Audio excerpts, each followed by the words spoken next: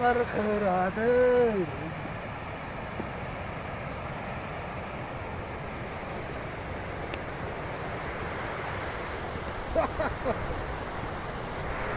Evet abi.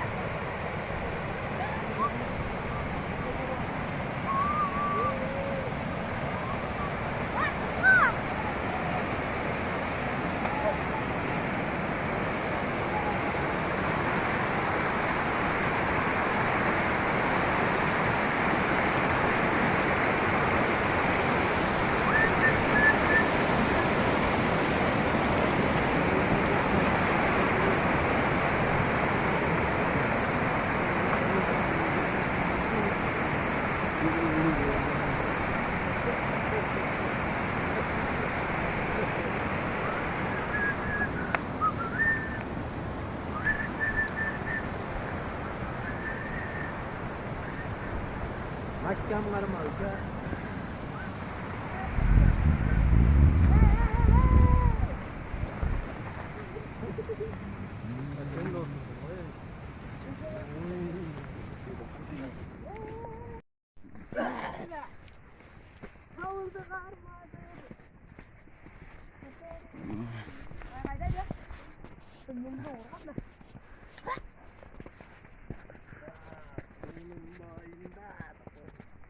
seni izledim.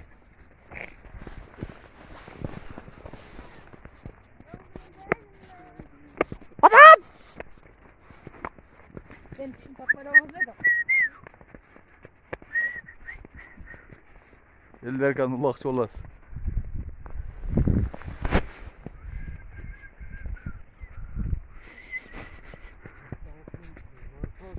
Ay yarı.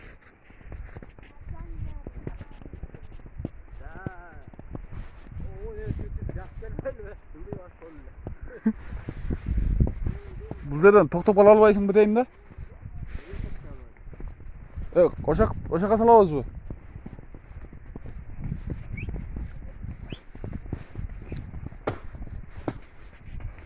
Suyun boyunda.